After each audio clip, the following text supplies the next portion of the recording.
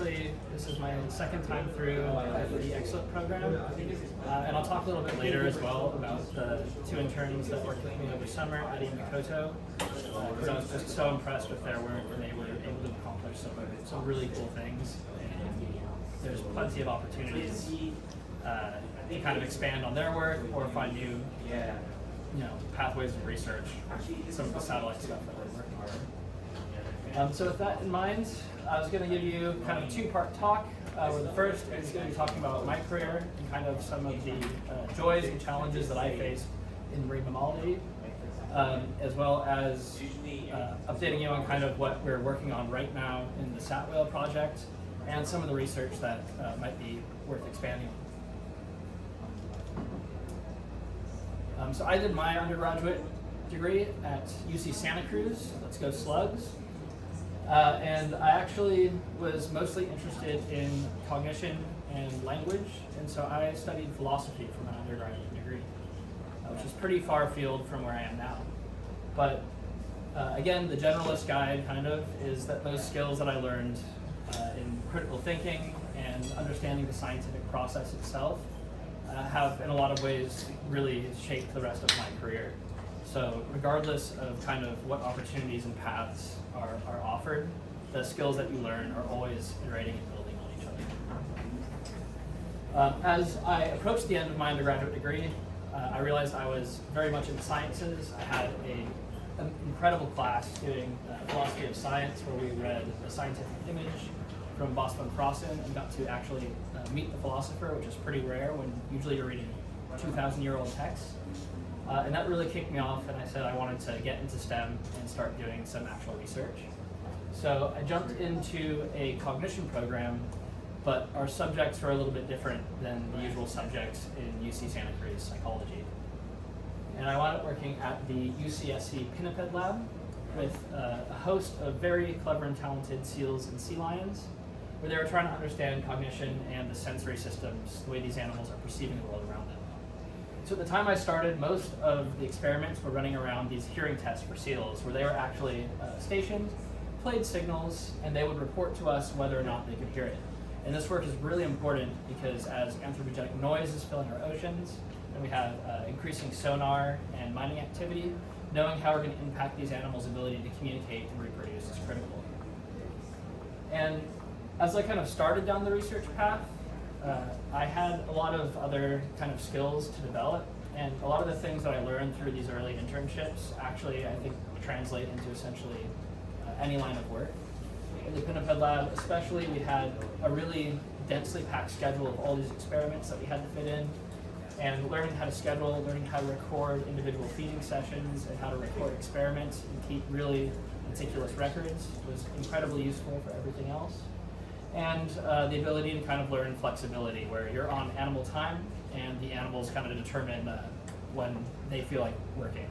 So if the animal doesn't want to work, you're going to have to rearrange the schedule and learn how to work with others in a way that's constructive and keeps to your general goals. We also had a team of over 20 people, which is challenging and rare to be able to effectively communicate amongst a large network. So kind of blundering through that and learning how to coordinate across a large field was an incredibly important first step in learning and teamwork. And as I spent more and more time there, kind of going into leadership roles, learning when to delegate and learning kind of how to give space and allow people to succeed, this was kind of my first experience in starting to kind of find those boundaries and how to work as a leader in a team.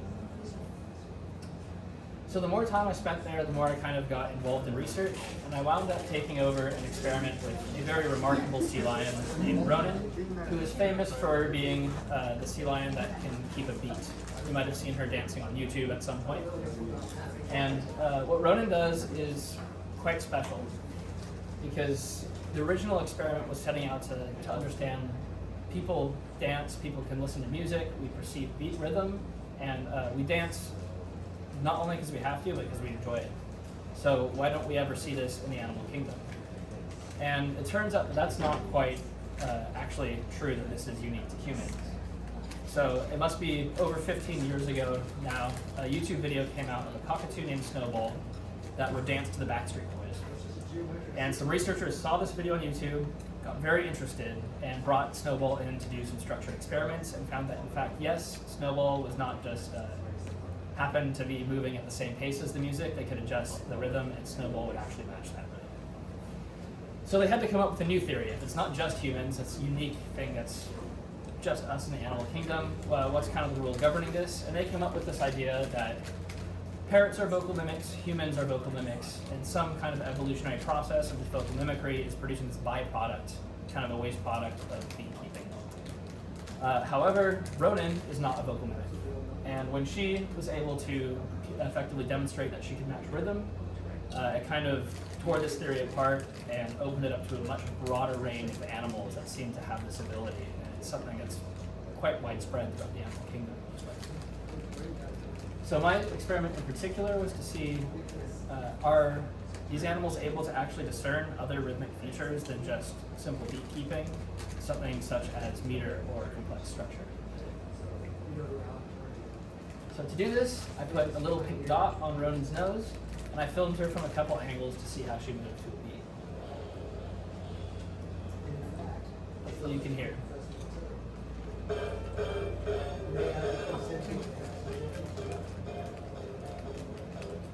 So she's not perfect, but she's pretty good. What's really fun with the way she corrects herself is it's much the same as a human when we fall off the beat. We lag and then anticipate. So a lot of the things that she's doing are actually really similar and comparable to what humans do experiences. So she finished her trial, she got her fish to say she did good, and she's back in the pool, reset, ready to do another trial. So I was conducting this project over about a year-long period where we're collecting intensive baseline data, looking at how Ronan moved without any formal training. Unfortunately, at this time, I was also running internships down in Monterey. I was working at as a bartender 5 nights a week, and I was kind of at the limit of the amount I could do. So when I finally had collected all this baseline data and ran it and analyzed it, I found that I couldn't statistically actually tease apart any kind of rhythmic pattern, which in itself is somewhat interesting, but just because there's a lack of rhythmic pattern doesn't mean that Ronan's not receiving anything in the music. What we needed to do is explicitly train. And at this point, I got a job offer for my first actual job in the sciences, and unfortunately the project didn't quite pan out as I had to make that difficult decision about taking work and moving on to the next phase and not running this actual experiment. But going through old baseline data and everything, I kind of learned a really valuable lesson about how science is conducted, in that if you don't find anything, you don't need to force the data to answer your question. A lot of what we're doing in inquiry, sometimes we don't have answers, sometimes experiments don't work out, and that's perfectly okay. The only thing we don't want to do is try to force things to fit our narrative rather than looking at kind of nature as it actually is. But the job that I was offered was from my friend and mentor, Ari Friedlander, pictured in the top left there. And it was a super exciting project in search of Antarctic minke whales in Insomnia. And what we're trying to do is describe the foraging ecology of these cryptic Antarctic species that were essentially so far out that even during the era of commercial whaling, they were untouched under all this ice and this remote habitat. And this brought me working with my mentor that really kind of set me on my current career path, Dave Cade. And when I met Dave, I instantly was struck by just his enthusiasm for the work, how much he knew about it, and I knew right away, I was like, this is a mentor that I want to follow and learn from and try to get the most out of this learning experience. So with Ari and Dave, I did a lot of computer work, analyzing all kinds of diet profiles and such, but I also got to head out into the field and start to do research on these Antarctic minkies in their habitat on the West Antarctic Peninsula. And this was one of the highlights of my early career, getting to see all these awesome animals like those two penguins, crab-eater seal. You can see all the blood in the back was a bite from a leopard seal. This one narrowly escaped being eaten. And yeah, these ecosystems are just so beautiful and striking and savage at the same time. And it's just, yeah, a really special place. And of course, while we're down there, we also saw a lot of monkeys. Most of the time we were trying to study them, but there were a fair number of times where they were also studying us. And for a species that's supposed to be cryptic, and we hear them all over the world, we never see them. They're basically only you see them when they want to be seen, but something about being in these glacial fjords and their foraging habitat, they got very curious, and we turned out not to have such a hard time tagging them as they'd come right up to the boat. So the Insomnia project is looking at minke foraging ecology through 4 lenses, and I brought in kind of each piece that a lot of these different projects run, and this together kind of paints the entire picture of the foraging ecology of the animals.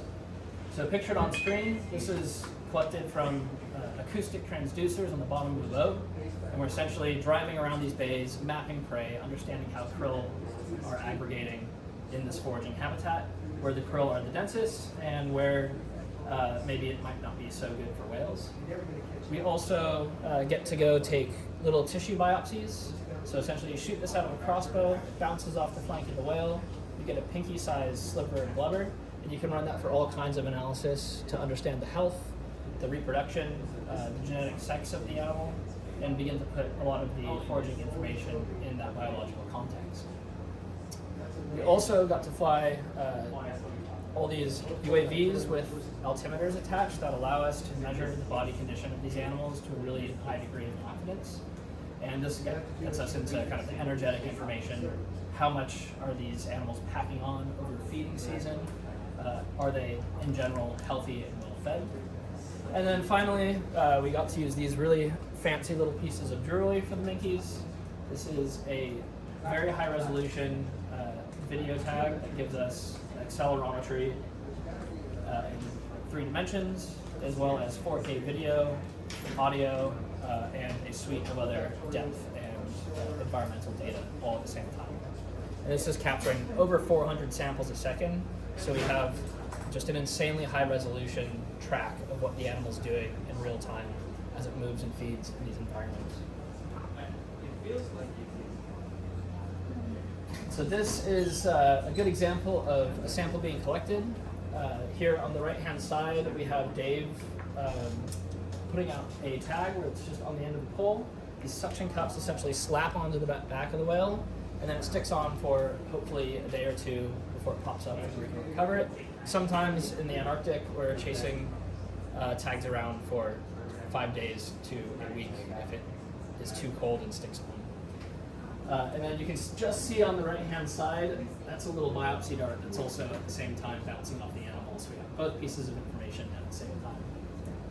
And then on the left-hand side, this is funny because this tag just went out and the minke came back and started poking the front of the boat with its nose.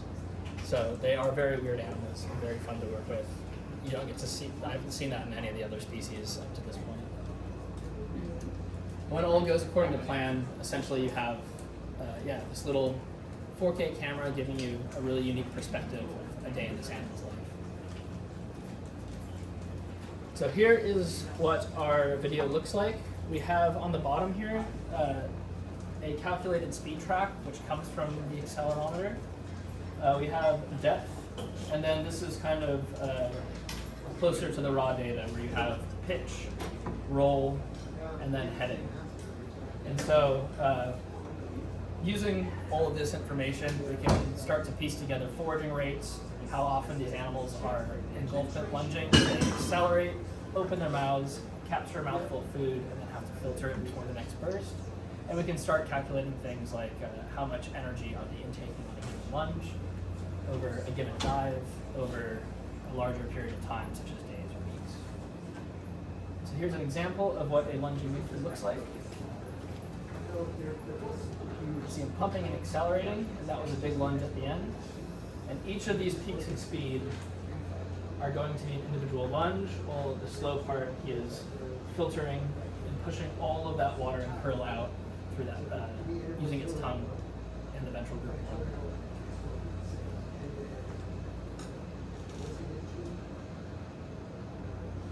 So we're speeding up. You can see the krill flying past. And then mouth open, lunge. That was a really good view of the other guy too.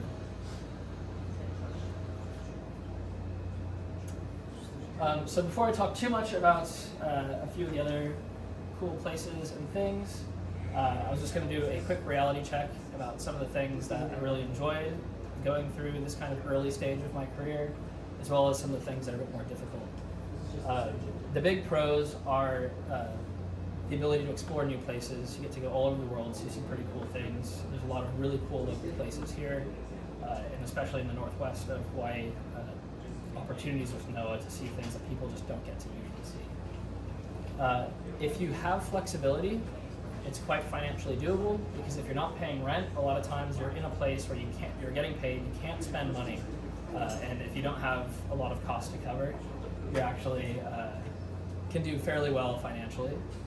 And you get to meet a load of different people, and you have freedom to kind of explore whatever research interests you want, kind of whatever questions you want to answer.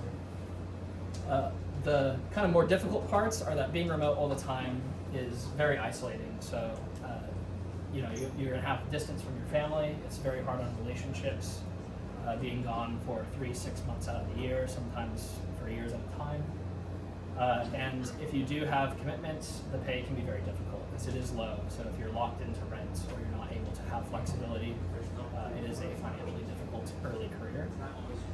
And the big kind of instability around it is a problem too, where it's like, depending on the current environment, you may or may not be able to secure a new contract. So with that kind of honest awareness of what's involved, I'm going to show a couple of the cool things that we've found to do. This is from the fjords up in Seward, Alaska. And so these are basically the closest thing to an alien I've ever seen. It's a Pacific sleeper shark. Around places like here, they'll be all the way down at the bottom of the deepest parts of the ocean, living in the abyssal zone practically. And in Alaska, it's cold enough for them to come up a little bit shallower. So we got to longline them, look at the metabolics of these remarkable animals that live 500 years and are basically living life in super slow motion. Out in Alaska also, there's a tiny chain of islands in between Russia and the Alaskan coastline called the Pribilofs. And they have a really unique ecosystem, because these were kind of little mountaintops in the Bering Strait that got closed in when the seas filled. And they were the last places that mammoths existed while the Egyptians were building pyramids. So getting to go see these kind of enclosed, isolated ecosystems is really cool. They have essentially only 2 native mammals, being the blue fox, or relative of the Arctic fox, and some islands have little lemmings and others have shrews, depending on what survived. And yeah, we're essentially just hanging off the side of cliffs, doing resights, and then tagging pups so that they could go out. Most of them get eaten, but the ones that do make it back, you can then recite and start looking at how things like pup mass can translate to survivability. And these animals are subsistence hunted under, it's legal under federal contract by the locals there, which are essentially brought over by Russian slave traders and now have a permanent existence ceiling for subsistence. So the very few people that live on the islands are very invested in making sure that these populations are healthy and sustainable and will last indefinitely into the future.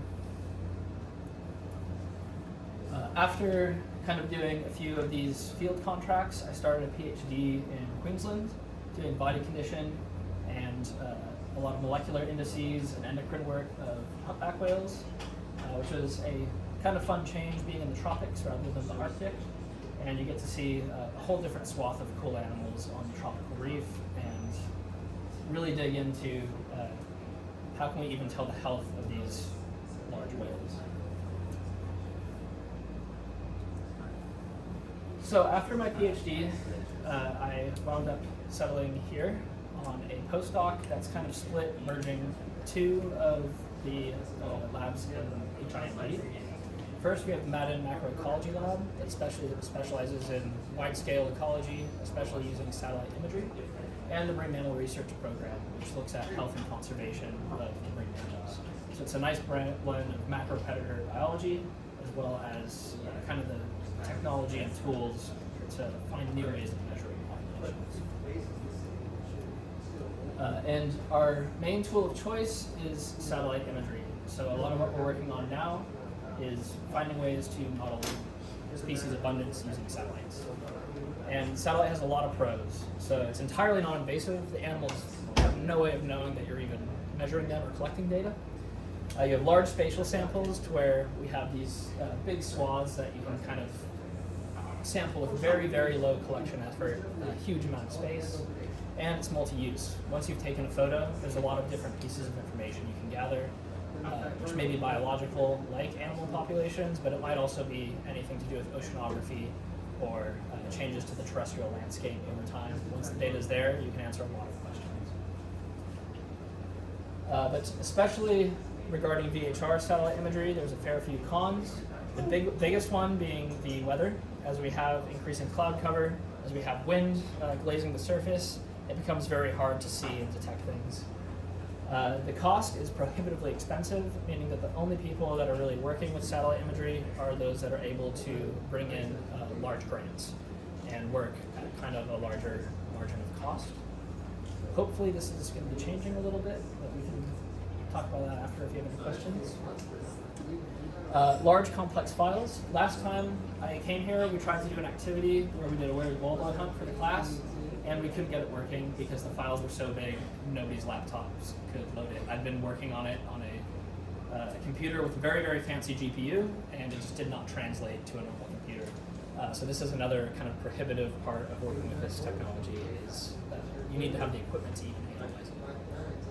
And then finally, artifacts. So satellite imagery is obviously not captured by a sensor that remotely resembles the human eye, and as a result, you get kind of little distortions that can kind of confuse the imagery. So speaking of these artifacts, we have things from image stitching. Hopefully it's like this, where you have a nice clean line, but you can kind of be a bit suspicious about the time jump between kind of both sides of this border. You have orthorectification, so satellites are not always perfectly oriented above their image. They might be at slight angles. And then you have buildings, you have mountains, you have things obstructing view, and you have to stretch that image over a complex 3D landscape, which can distort things. And then a lot of times we want to kind of make the image a little bit better, easier to see, so we might use sharpening techniques, which are great because you can take lower quality color imagery and essentially use black and white higher quality imagery to make it easier to see features, but you also have to be aware that sometimes it doesn't go perfectly and you might have some weird distortions. There's also some artifacts that are innate to the satellite sensors. We have what I call multiband offset. I think probably not the best word for it, but essentially the time period of each sensor. When we take an image, we're not opening one camera lens like what we're used to when we think of a Canon. What we are actually doing is opening a bunch of different cameras that are all capturing separate spectral bands, and the amount of time each needs to be open might be slightly different, meaning that there's slight differences in time when you stitch it all together from when these images are happening. So this creates kind of a cool phenomenon where here we have some moving cars, and you can see that they leave a trail of rainbows. And so you can tell the direction of movement and potentially how fast even a car is moving based on how those colors are stretched out, if you know the timing of those sensors. We also have things like shutter time. You're not getting an instant snapshot. It's being averaged over about 10-15 seconds, depending on the sensor. And different tasks require different settings. And so if the military's tasking terrestrial landscapes before you, you might be last in line and wind up with settings that aren't so great for marine environment, and you wind up with kind of distortions and artifacts from that. But when it does work well, we can accomplish quite a lot with satellite imagery. So our SatWell project is kind of looking to unlock the potential of satellite imagery to estimate abundances by describing some of the limitations accurately and using them as model parameters.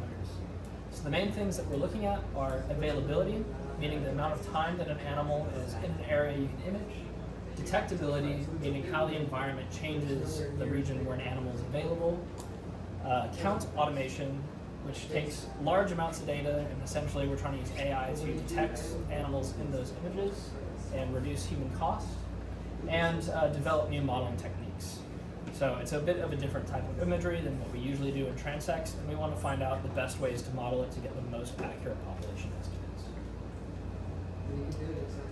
And so when everything does line up and you get really nice conditions on an image, sometimes we look out and get really cool snapshots of animal life. This is 11 humpback whales in a competitive group. So we can see, even from this image, probably this one or this one is a female, and the rest are a bunch of males harassing her and chasing her around during breeding season. We have little splotches here, which are actually footprints on the surface where we can see where the animals were flipper slapping or head thrusting before. And a couple of the animals, we know they're humpbacks because you can actually see the pectoral fins. The size of the pectoral fins tips us off that it's not another species. So this is perfect conditions, high contrast bottom, about as good as a satellite image can get. Yeah, a lot of opportunities are around resolving kind of how we can scale this down to lower quality imagery.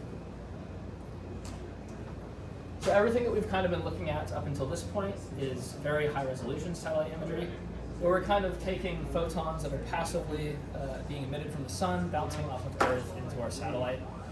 And as we discussed, cloud cover, kind of obstruction, and of course half of the day being nighttime are all going to make information unavailable from this type of imagery. Another really cool type of imagery we have access to is what's called synthetic aperture radar, which is actually a mobile radar platform up in space, and they shoot a pulse of photons down to the Earth's surface and have it bounce back. Because of the wavelength, this actually does not interfere with cloud cover, so you can image beneath clouds, you can image at night any time of day, and image resolution is now down to about 20 centimeters for some of the newer satellite platforms. So there's a remarkable potential here, maybe not for whales, but in terms of mapping terrestrial environments. So one thing that we've started to look at is, can we use this to try to monitor remote marine mammal populations, particularly in the northwest Hawaiian atolls. So this is a SAR image of East Island in Lalo, and you can see essentially increasing backscatter causes brighter colors. So this is all ocean. You have the island in the light gray. You have a few really bright flecks, which I think was Noah's camp at the time. They had their turtle counters out and working. So this is probably something hard and metallic, maybe their kitchen setup, I don't know, I'll have to ask. And then here in this box, we have what I'm really excited about is a few little indescript blobs that seem to be matching the size and description of a holdout turtle. So we have a lot of work to do to validate this, but it seems possible that, especially for these flat sandy atolls, SAR may be a way to detect and count turtles remotely without having to put people all the way out in remote regions. And now I'm going to be talking. We have Makoto's actually in here today. We had two awesome interns last summer, Addie and Makoto, and yeah, I'll talk really briefly about some of the work that they did.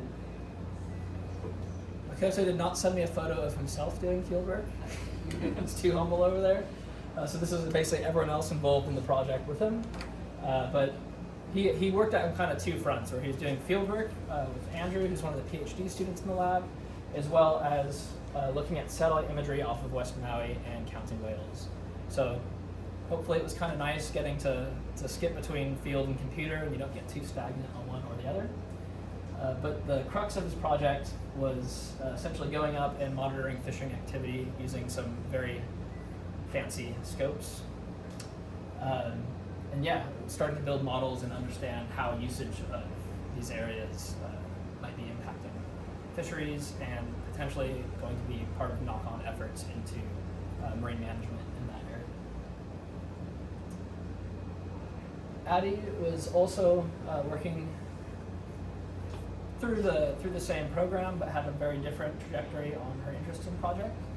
She was masking, as we call it, for AI. We have a few different annotations we can do, and she was finally tracing the outside of whales in drone imagery.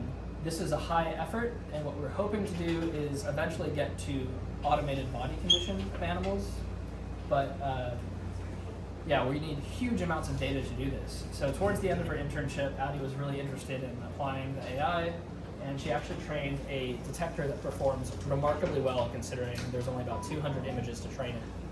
And so we have examples here of 7 animals where you can see that the AI detector very clearly worked, as well as one where you can see some of the training data might have broken down under a unique circumstance.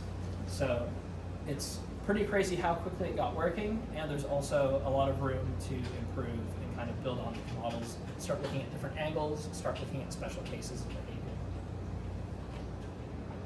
And so with that, I thought maybe we'd look at practicing some of the skills. So we have a couple activities. The first one, we'll go maybe, if we want to get competitive, we can do point systems, so maybe 1 point for each match. But when we're out in the field, we have drone images and biopsy and tags going out, and it can be really hard to get back at the end of the day and match everything up. So one thing we have to do is make sure to keep meticulous photo records and try to make sure that we can actually relate an animal from above to an animal from the side. So here I have some animals with very distinctive patterns, and we'll give it maybe 5 minutes. You might need to get closer to the screen, but try to match the letter and the number of the animal that are the same from both animals.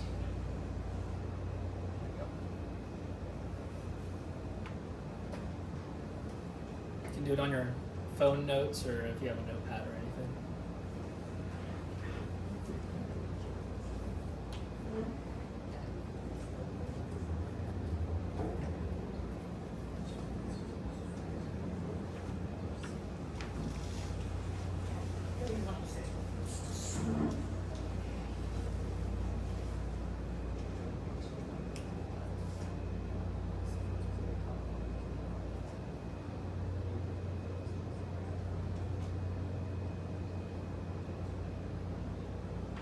So while you guys are working on this is for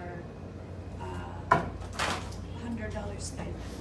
So whoever wins this is gonna get some paperwork from me and get a $100 stipend. So stakes are real on this one. Some of the scar patterns might be pretty small, so you can stand up and get closer to the screen if you need to.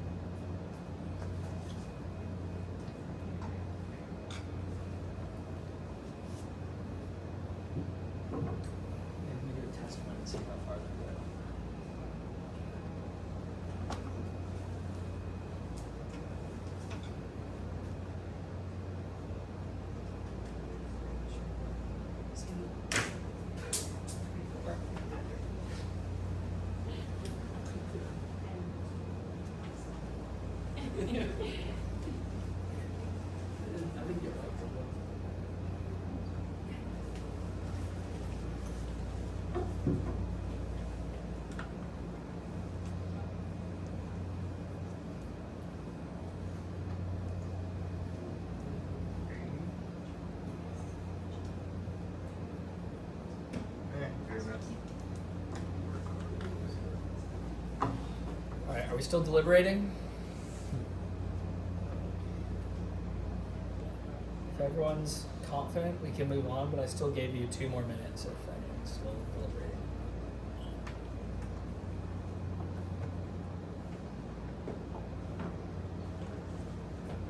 Good? All right, if everyone's done, I'll move on to the next one. This is going to be a fair bit harder. So this is going to be looking at problem solving. And One of the ways that we measure an animal's body condition is by applying a formula where we look at the surface area compared to the total length so that we can compare body condition across sizes. I'm going to give you that equation, but the hint for this activity is that for a simple comparison, you don't actually need to solve the equation. You just need to understand the relationship between the top and the bottom, and you can kind of cheat and estimate it very quickly. So we're going to go 3 points for answering the question correctly. Which whale is in better body condition, the mum or the calf? And if you can calculate the surface area within a meter of accuracy, we'll go an extra bonus point for any animal that you do it for.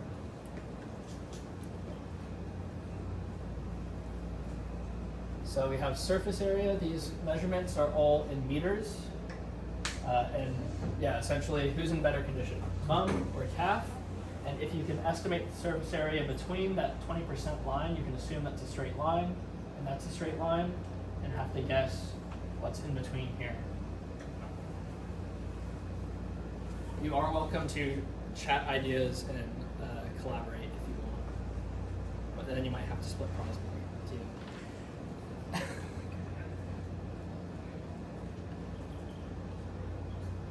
Also, there's food, guys, so if you're hungry, we've got bentos, we've got fruit, we've got your speed.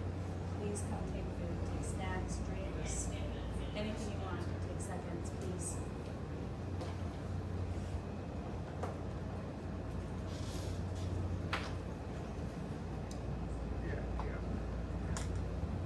And I'll go deadline is 5 minutes from now.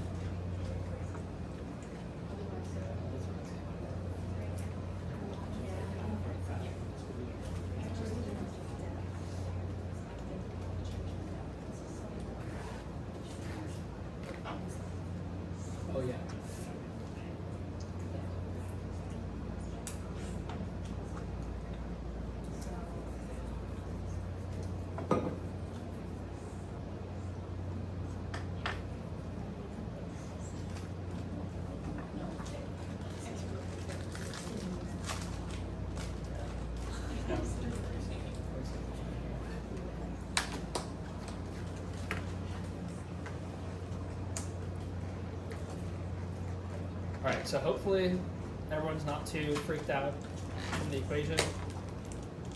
Hopefully you had at least a little crack at trying to estimate surface area using the information given.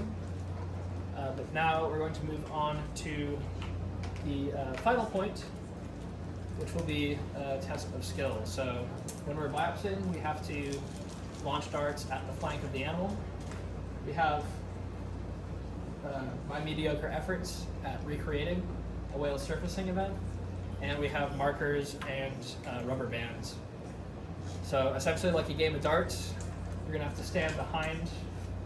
You're welcome to sit this out if you don't want, but if you wanted to compete against each other, you can stand behind this, and we'll give 3 points for first place, 2 points for second place, and 1 point for third place. Closest to the center wins.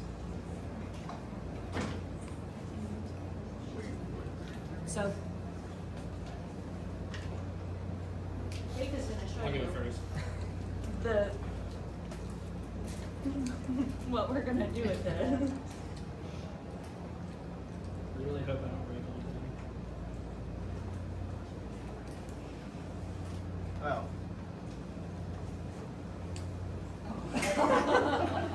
So don't do that. Aim low. Yeah.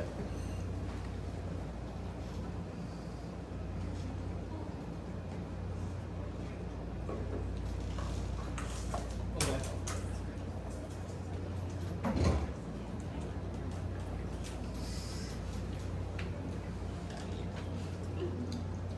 All right, is anybody going to take a shot at this? Okay. You just got to stand behind the table here. If we need to move it further back, If you're the only one to hit the board, that's a automatic win. automatic win. Okay, so you might have to do a close demonstration for Kapiolani. So I hold it like this, and then like this. And like balance it.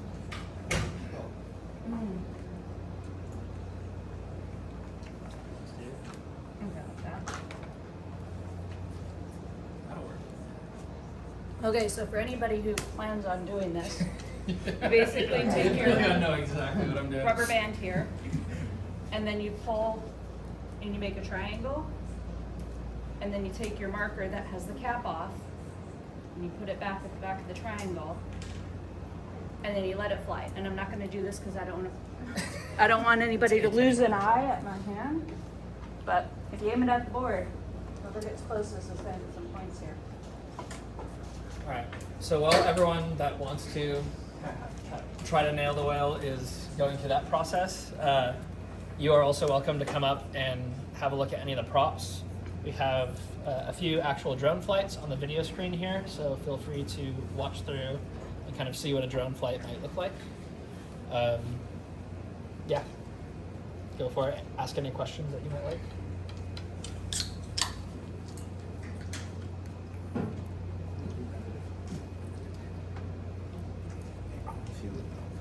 Yeah.